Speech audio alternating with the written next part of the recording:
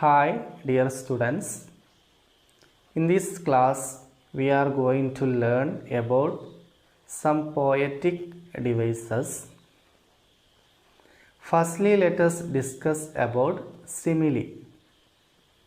Simile is a sentence that makes a comparison between two different things using like or as.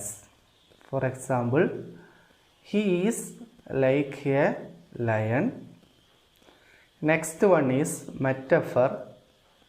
Metaphor is also a sentence that makes a comparison between two different things without using like or as. For example, he is lion. Personification is another poetic device. It is giving human characteristics to something non-human. For example, flowers danced in the breeze. Dancing is quality of human. We gave that quality to the flowers. Then it is called personification. Next, we are going to discuss about alliteration, assonance, consonance. Alliteration is repetition of initial consonant sounds in a line of poem. Assonance is repetition of vowel sounds in a line of poem. And consonance is repetition of consonant sounds in a line of poem. The difference between alliteration and consonance is, in alliteration, it is compulsory initial consonant sounds, but in consonance, consonant sounds may be in the beginning or in the middle or in the end of words. Rhyme scheme and rhyming words are other poetic devices. Rhyme scheme is pattern of rhyme at the end of each line in a poem. Rhyming words are words that sound similar to each other when you say or hear them. Last one is imagery. It is words that stimulate our senses. There are 5 senses, so imagery is also divided into 5. First one, words that stimulate our eyes, they are called visual images. Second one, words that stimulate our ears, they are called auditory images. Third one, words that stimulate our nose, they are called olfactory images. Fourth one, words that stimulate our tongue, they are called gustatory images. Last one, words that stimulate our skin, they are called tactile images. These are some important poetic devices. കവിതയുമായി ബന്ധപ്പെട്ട കാര്യങ്ങളാണ് നമ്മൾ ഇവിടെ discuss ചെയ്തത്. അതിൽ പ്രധാനപ്പെട്ട ഒന്നാണ് rhyming words. അതിൻ്റെ definition ഒന്ന് നോക്കാം. ദേ ആർ വേർഡ്സ്, അവ വാക്കുകളാണ്.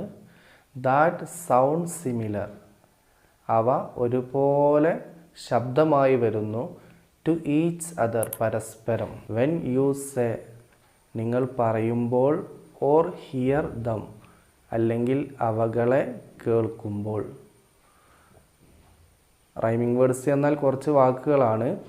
ആ വാക്കുകൾ നമ്മൾ പറയുമ്പോൾ അല്ലെങ്കിൽ ആ വാക്കുകളെ നമ്മൾ കേൾക്കുമ്പോൾ ഒരുപോലത്തെ സൗണ്ടായി തോന്നിപ്പിക്കുന്ന വാക്കുകളാണ് റൈമിംഗ് വേർഡ്സ്. അതിൻ്റെ ഒരു ഉദാഹരണം താഴെ കാണാം. ആ സ്റ്റാൻസ നോക്കുക ആദ്യം. The people along the sand all turn and look one way. They turn their back on the land. They look at the sea all day. ഈ സ്റ്റാൻസയിലെ അവസാനത്തെ വേർഡ്സ് നോക്കുക. സാൻഡ്, വേ, ലാൻഡ്, ഡേ. അതിൽ ഒന്നാമത്തെയും മൂന്നാമത്തെയും വരി, അതേപോലെ രണ്ടാമത്തെയും നാലാമത്തെയും വരി, ഇതിൽ അവസാന വാക്കുകൾ റൈമിംഗ് വേർഡ്സ് ആണ്. അതായത് സാൻഡ്, ലാൻഡ്, വേ, ഡേ. ഇതാണ് റൈമിംഗ് വേർഡ്സ്. മറ്റൊന്ന് റൈം സ്കീമാണ്. അതിൻ്റെ definition, it is the pattern, അത് മാതൃകയാണ്, പാറ്റേൺ ആണ്, ഓഫ് റൈം, താളത്തിൻ്റെ ഒരു പാറ്റേൺ ആണ്, മാതൃകയാണ്. എന്ത് താളം? At the end of each line, ഓരോ വരിയുടെയും അവസാനത്തിലുള്ള. ഇൻ പോയട്രി, കവിതയിലെ ഓരോ വരിയുടെയും അവസാനത്തിലുള്ള താളത്തിൻ്റെ പാറ്റേൺ ആണ് റൈം സ്കീം. റൈം സ്കീം എഴുതാൻ ചിലപ്പം ക്വസ്റ്റ്യൻ വരും. ഇവിടെ ഒരു ഉദാഹരണം പറഞ്ഞാൽ നമുക്ക് പെട്ടെന്ന് മനസ്സിലാവും. ഞാൻ നേരത്തെ പറഞ്ഞ സ്റ്റാൻസ് തന്നെ ഇവിടെ തന്നിട്ടുണ്ട്. അപ്പോൾ റൈം സ്കീം കണ്ടെത്താൻ നമ്മൾ ചെയ്യേണ്ടത്, ഒരു സ്റ്റാൻസയിലെ വരികളുടെ അവസാനത്തെ വാക്കുകൾ അണ്ടർലൈൻ ചെയ്യുക. ഇവിടെ നോക്കുക, ഈ സ്റ്റാൻസയിലെ വരികളിലെ അവസാനത്തെ വാക്കുകൾ, ഫസ്റ്റ് ലൈനിൽ സാൻഡ്, ദെൻ വേ, മൂന്നാമത്തത് ലാൻഡ്, അവസാനത്തത് ഡേ, അണ്ടർലൈൻ ചെയ്യുക. എന്നിട്ട് ഫസ്റ്റ് ലൈനിലെ അവസാനത്തെ വാക്കിന്, ആ ഒരു സൗണ്ടിന് നമ്മൾ ഇംഗ്ലീഷ് ലെറ്റേഴ്സിലെ ഫസ്റ്റ് ലെറ്റർ എ കൊടുക്കും. എന്നിട്ട് ഒന്നാമത്തത് സാൻഡ് ആണല്ലോ, അതിന് എ കൊടുത്തു. സാൻഡ് എന്ന അതേ സൗണ്ട് ആ 4 വരിയിൽ വേറെ ഏതിനെങ്കിലും വരുന്നുണ്ടെങ്കിൽ അതിനും എ കൊടുക്കും. ഇപ്പോൾ രണ്ടാമത്തെ വേ നമുക്ക് സിമിലർ അല്ല, അതുകൊണ്ട് നമ്മൾ കൊടുക്കൂല. അടുത്ത ലാൻഡ്, സാൻഡിനോട് സിമിലർ ആണ്, അപ്പോൾ അതിനും എ കൊടുക്കും. അടുത്തത് ഡേ എന്നാണ്, അത് സാൻഡിനോട് യോജിക്കുന്നില്ല, അപ്പോൾ അതിന് നമ്മൾ എ കൊടുക്കൂല. അപ്പോൾ നമ്മൾ സാൻഡിന് എ കൊടുത്തു, ലാൻഡിനും എ കൊടുത്തു. ഇനി നമ്മൾ അടുത്ത വരി വേ എന്നാണ്, അതിന് അടുത്ത ലെറ്റർ കൊടുക്കും, ബി എന്ന് കൊടുക്കും. ഇനി ആ ബി സൗണ്ടിനോട്, വേ എന്നുള്ള സൗണ്ടിനോട് സാദൃശ്യമുള്ള വേറെ സൗണ്ട് ഉണ്ടെങ്കിൽ അതിനും നമ്മൾ എന്ത് ചെയ്യും, ബി കൊടുക്കും. അതിൽ ഡേ സിമിലർ ആണ്, അപ്പോൾ അതിനും നമ്മൾ എന്ത് ചെയ്യും, ബി കൊടുക്കും. ഇപ്പോൾ എ ബി എന്നായി. അതാണ് റൈം സ്കീം. ഈ സ്റ്റാൻസയിലെ റൈം സ്കീം എന്താ ചോദിച്ചിട്ടുണ്ടെങ്കിൽ എ ബി കണ്ടോ, sand A, way B, land A, day B, A B. ചില സ്റ്റാൻസയിൽ എ ബി ആവും, ചിലത് എ ബി സി ഡി അങ്ങനെ വരാം. അപ്പോൾ നമ്മൾ റൈം സ്കീം കണ്ടെത്തേണ്ട മാർഗം, ആ സ്റ്റാൻസയിലെ വരികളുടെ അവസാനത്തെ വാക്ക് അണ്ടർലൈൻ ചെയ്യുക. ഫസ്റ്റ് ലൈനിലെ അവസാനത്തെ വാക്കിന് എ എന്ന് കൊടുക്കുക. ആ വാക്കിൻ്റെ അതേ സൗണ്ട് വരുന്ന മറ്റു വാക്കുകൾ അടുത്ത വരികളിൽ ഉണ്ടെങ്കിൽ അതിനും എ കൊടുക്കും. എന്നിട്ട് രണ്ടാമത്തെ, ഇനി നമ്മൾ മാർക്ക് കൊടുക്കാത്ത, ലെറ്റേഴ്സ് കൊടുക്കാത്ത അടുത്ത വരി എടുക്കുക. ആ വരിയിലെ അവസാനത്തെ വാക്കിന് ബി എന്ന് കൊടുക്കും. എന്നിട്ട് നമ്മൾ ബി കൊടുത്ത വാക്കിന് സിമിലറായി വരുന്ന സൗണ്ട് മറ്റ് ലൈനിൻ്റെ അവസാനത്തിലുള്ള വാക്കുകൾക്കുണ്ടെങ്കിൽ അവക്കും ബി കൊടുക്കും. അപ്പോൾ നമ്മൾ എ കൊടുത്തു, ബി കൊടുത്തു. ഇനിയും ലെറ്റേഴ്സ് കൊടുക്കാൻ ബാക്കി വേറെ വാക്കുകൾ ഉണ്ടെങ്കിൽ അടുത്തതിന് സി കൊടുക്കും. അതിനോട് സിമിലറായി വരുന്ന സൗണ്ട്സിനൊക്കെ സി കൊടുക്കും. എന്നിട്ടും ബാക്കിയുണ്ടെങ്കിൽ ഡി കൊടുക്കും. ഇങ്ങനെയാണ് നമ്മൾ റൈം സ്കീം കണ്ടെത്തുക. ഇനി എന്താണ് സിമിലി എന്ന് നമുക്ക് നോക്കാം.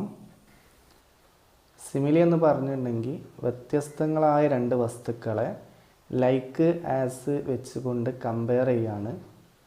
അങ്ങനെ കമ്പയർ ചെയ്യാനൊരു കാരണം ഉണ്ടാവും. ഈ രണ്ട് വ്യത്യസ്തങ്ങളായ വസ്തുക്കളിലും കോമൺ ആയ ഒരു വിശേഷണം ഉണ്ടാവും. ഞാൻ ഡെഫിനേഷൻ ഒന്ന് വായിച്ചുതരാം. ഇറ്റ് ഈസ് എ സെൻറ്റൻസ്, അതൊരു സെൻറ്റൻസ് ആണ്. സിമിലി എന്നാൽ ഒരു സെൻറ്റൻസ് ആണ്. ദാറ്റ് മേക്സ് കമ്പാരിസൺ, അതൊരു സാദൃശ്യമുണ്ടാക്കുന്നു. ബിറ്റ്വീൻ ടു ഡിഫറെൻ്റ് തിങ്സ്, വ്യത്യസ്തങ്ങളായ രണ്ട് വസ്തുക്കൾക്കിടയിൽ. യൂസിങ് ഉപയോഗിച്ചുകൊണ്ട്. ലൈക്ക് ഓർ ആസ്, ലൈക്ക് അല്ലെങ്കിൽ ആസ്, രണ്ടിൻ്റെ അർത്ഥം പോലെ എന്നാണ്. Example, he is like a lion, അവൻ സിംഹത്തെ പോലെയാണ്. She is as beautiful as rose flower, റോസാപ്പൂവിനെ പോലെ ഭംഗിയുള്ളവളാണ് അവൾ. ഇപ്പോൾ ഈ രണ്ട് സെൻറ്റൻസ് നോക്കുക. First sentence, he is like a lion. അവിടെ രണ്ട് വ്യത്യസ്ത വസ്തുക്കളുണ്ട്. ഒന്ന് ഹി, അവൻ എന്നൊരു മനുഷ്യനും, ലയൺ, സിംഹം എന്നൊരു മൃഗവും. ഇത് രണ്ടും വ്യത്യസ്തങ്ങളാണ്. ഈ രണ്ട് വ്യത്യസ്തങ്ങളായ വസ്തുക്കളെ നമ്മൾ കമ്പയർ ചെയ്യാണ്. അവൻ സിംഹത്തെ പോലെയാണ്, അവനെ സിംഹവുമായി കമ്പയർ ചെയ്യാണ്. അതിനൊരു കാരണമുണ്ട്. അവനിലും സിംഹത്തിലും കോമൺ ആയ ഒരു വിശേഷണമുണ്ട്, അത് ധീരത എന്നാണ്. അതുപോലെ ഒരു പെൺകുട്ടി വളരെ ഭംഗിയുള്ളവളാണെങ്കിൽ നമ്മൾ പറയും she is as beautiful as rose flower, അവൾ റോസാപ്പൂവിനെ പോലെ ഭംഗിയുള്ളവളാണ്. ഇവിടെ രണ്ട് വ്യത്യസ്ത വസ്തുക്കളാണ്, അവൾ എന്ന മനുഷ്യനും റോസാപ്പൂവ് എന്ന ഒരു പുഷ്പവും. ഇവിടെ അവളെ റോസാപ്പൂവുമായിട്ട് കമ്പയർ ചെയ്യാണ്. രണ്ട് വ്യത്യസ്തങ്ങളായ വസ്തുക്കളെ കമ്പയർ ചെയ്യുന്നു. അതിനൊരു കാരണം, ഇവ രണ്ടു പേരിലും കോമൺ ആയ ഒരു വിശേഷണമുണ്ട്, ഭംഗി എന്ന ഒരു വിശേഷണമുണ്ട്. ഇനി മെറ്റഫർ നോക്കാം. ഇറ്റ് ഈസ് എ സെൻറ്റൻസ്, അതൊരു സെൻറ്റൻസ് ആണ്. ദാറ്റ് മേക്സ് കമ്പാരിസൺ, അത് സാദൃശ്യമുണ്ടാക്കി തീർക്കുന്നു. ബിറ്റ്വീൻ ടു ഡിഫറെൻറ്റ് തിങ്സ്, വ്യത്യസ്തങ്ങളായ രണ്ട് വസ്തുക്കൾക്കിടയിൽ. Without using like or as, like അല്ലെങ്കിൽ ആസ് ഉപയോഗിക്കാതെ. എക്സാമ്പിൾ, ഉദാഹരണം, ഹി ഈസ് ലയൺ, അവൻ സിംഹമാണ്. ലൈക്ക് ആസ് വെച്ചുകൊണ്ട് കമ്പയർ ചെയ്യുന്നത് സിമിലിയും, ലൈക്ക് ആസ് ഉപയോഗിക്കാതെ കമ്പയർ ചെയ്യുന്നത് മെറ്റഫറുമാണ്.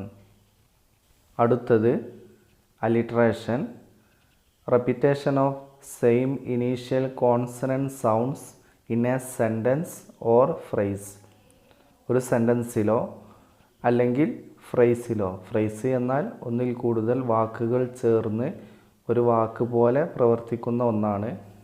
ഒരു സെൻറ്റൻസിലോ ഫ്രേസിലോ വാക്കുകളുടെ തുടക്കത്തിൽ ഒരേ കോൺസണൻ്റ് സൗണ്ട്സ് ആവർത്തിച്ച് വരുന്നതാണ് അലിട്രേഷൻ.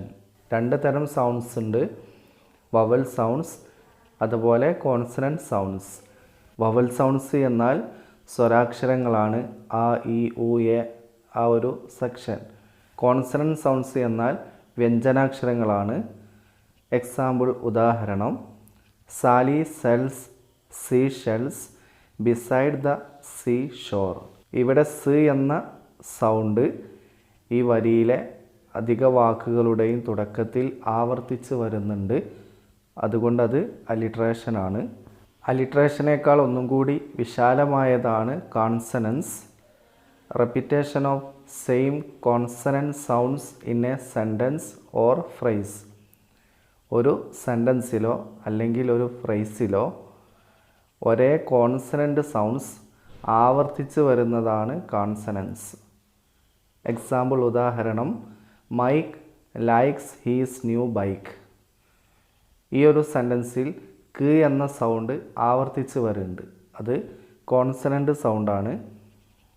കോൺസണൻസും അലിട്രേഷനും തമ്മിലുള്ള വ്യത്യാസം, അലിട്രേഷനിൽ ഒരേ കോൺസണൻ്റ് സൗണ്ട് ആവർത്തിച്ച് വരുന്നത് വാക്കുകളുടെ തുടക്കത്തിലാവണം, എന്നാൽ കോൺസണൻസിൽ വാക്കുകളുടെ തുടക്കത്തിലാവണമെന്ന് നിർബന്ധമില്ല. വാക്കുകളുടെ മധ്യത്തിലോ അവസാനത്തിലോ തുടക്കത്തിലോ ഒക്കെ ആവാം. അടുത്തത് assonance. Repetition of same vowel sound in a sentence or phrase. ഒരു സെൻറ്റൻസിലോ ഒരു ഫ്രേസിലോ ഒരേ വവൽ സൗണ്ട് ആവർത്തിച്ച് വരുന്നതാണ് assonance. Example, the light of the fire is a sight. ഇവിടെ ലോങ് ഐ സൗണ്ട് ആവർത്തിച്ച് വരുന്നുണ്ട്. പോയറ്റിക് ഡിവൈസിൽപ്പെട്ട മറ്റൊന്നാണ് പേഴ്സണിഫിക്കേഷൻ, അതായത് വ്യക്തിവൽക്കരിക്കുക. മനുഷ്യനല്ലാത്ത ഒരു വസ്തുവിനെ മനുഷ്യനെപ്പോലെ കണക്കാക്കി നമ്മൾ കവിതയിലോ മറ്റോ ഉപയോഗിക്കുന്നതാണ് പേഴ്സണിഫിക്കേഷൻ. അതിൻ്റെ ഡെഫിനിഷൻ ഞാൻ പറയാം. ഇറ്റ് ഈസ് ഗിവിങ്, അത് നൽകലാണ്. ഹ്യൂമൻ ക്യാരക്ടറിസ്റ്റിക്സ്, മനുഷ്യൻ്റെ സ്വഭാവ ഗുണങ്ങൾ നൽകുക. ടു സംതിങ് നോൺ ഹ്യൂമൻ, മനുഷ്യനല്ലാത്ത മറ്റെന്തെങ്കിലും വസ്തുവിന് മനുഷ്യൻ്റെ സ്വഭാവ വിശേഷണങ്ങൾ നൽകലാണ് personification. Example, flowers danced in the breeze. ഇളം കാറ്റിൽ പൂക്കൾ ഡാൻസ് ചെയ്തു. സാധാരണ ഡാൻസ് ചെയ്യൽ മനുഷ്യരാണ്. ആ മനുഷ്യൻ്റെ ഒരു സ്വഭാവ ഗുണം ഫ്ലവേഴ്സിന് നൽകി. അപ്പോൾ ഇതിനെ ഈ ഒരു പ്രവർത്തനത്തെ നമ്മൾ പേഴ്സണിഫിക്കേഷൻ എന്നാണ് പറയുക. ഇനി അവസാനം ഇമേജറിയാണ്. ഇമേജറി എന്ന് പറഞ്ഞാൽ words in the poem that stimulate our senses. നമ്മുടെ ഇന്ദ്രിയങ്ങളെ ഉദ്ദീപിപ്പിക്കുന്ന, സ്റ്റിമുലേറ്റ് ചെയ്യിപ്പിക്കുന്ന അല്ലെങ്കിൽ ഉദ്ദീപിപ്പിക്കുന്ന വാക്കുകളാണ്, കവിതയിലെ വാക്കുകളാണ് ഇമേജറി.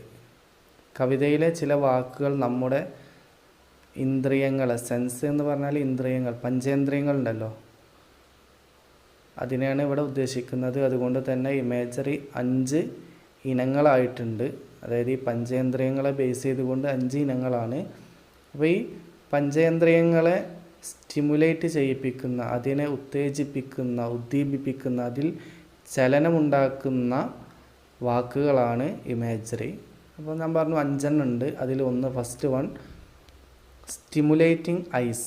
കണ്ണുകളെ സ്റ്റിമുലേറ്റ് ചെയ്യിക്കുന്ന, അതിനെ ഉത്തേജിപ്പിക്കുന്ന, ഉദ്ദീപിപ്പിക്കുന്ന വാക്കുകൾ, അതിന് പറയുന്ന പേരാണ് വിഷ്വൽ ഇമേജ് എന്നാണ് അതിനെ പറയുക.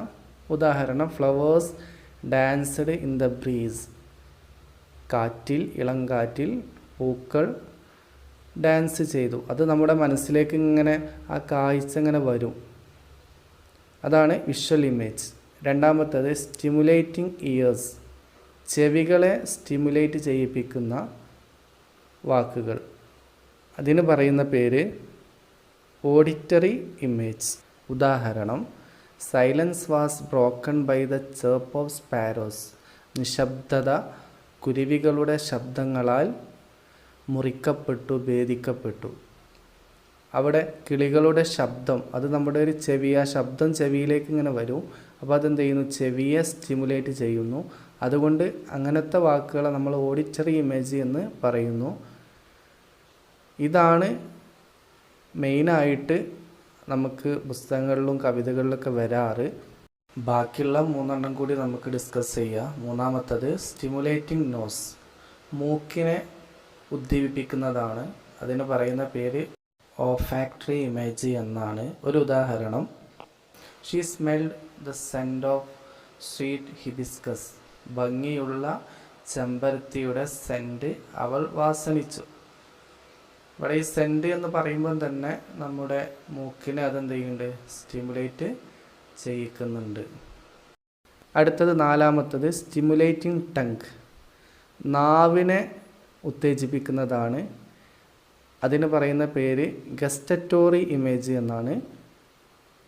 അതിന് ഉദാഹരണം, the candy melted in her mouth. The candy melted in her mouth. അവളുടെ വായയിൽ കൽക്കണ്ടം അലിഞ്ഞു എന്നാണ്. അത് പറയുമ്പോൾ നമ്മുടെ നാവിൽ ഒരു സ്റ്റിമുലേഷൻ ഉണ്ടാവും. അവസാനം സ്റ്റിമുലേറ്റിംഗ് സ്കിൻ, തൊലിയെ സ്റ്റിമുലേറ്റ് ചെയ്യിപ്പിക്കുന്ന, അതിന് പറയുന്ന പേര് ടാക്റ്റൈൽ ഇമേജ് എന്നാണ്. ഉദാഹരണം, ദ ഗ്രാസ് ടിക്കിൾഡ് ഹിസ് സ്കിൻ.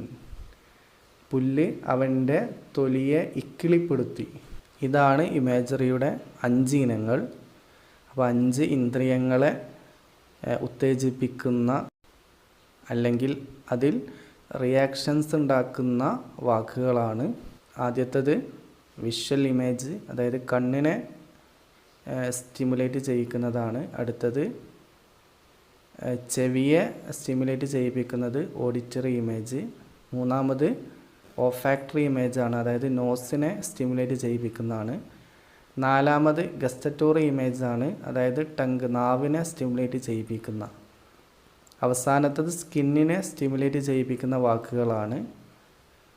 നിങ്ങൾക്ക് കവിതയിൽ നിന്നും ക്വസ്റ്റ്യൻ വരാറുണ്ട് ഇമേജറി കണ്ടെത്തുക എന്ന് പറഞ്ഞിട്ട്. അപ്പോൾ നിങ്ങൾ ഇതിനെ ബേസ് ചെയ്താണ് ഇമേജറി കണ്ടെത്തേണ്ടത്. ഇനി നിങ്ങൾക്കൊരു ക്വസ്റ്റ്യൻ തരികയാണ്. ഇതാണ് question. Find the rhyme scheme and rhyming words of the following stanza. താഴെ ഒരു സ്റ്റാൻസ് തന്നിട്ടുണ്ട്, 4 വരി. അത് വായിച്ചിട്ട് അതിൽ നിന്നും നിങ്ങൾ റൈമിംഗ് വേർഡ്സും കണ്ടെത്തണം, ആ സ്റ്റാൻസയുടെ റൈം സ്കീമും കണ്ടെത്തണം. അപ്പോൾ ഈ ക്ലാസ്സിൽ ഒരുപാട് കാര്യങ്ങൾ ഡിസ്കസ് ചെയ്തു. അതിലൊന്ന് മാത്രമാണ് ആക്ടിവിറ്റി ആയിട്ട് തന്നത്. വേറെ എന്തെങ്കിലും ഡൗട്ട്സ് ഉണ്ടെങ്കിൽ എന്നോട് ചോദിച്ച് ക്ലിയർ ചെയ്യുക. ഇത് ചെയ്ത് നിങ്ങൾ നോട്ട് പുസ്തകത്തിൽ എഴുതി അതിൻ്റെ ഒരു ഫോട്ടോ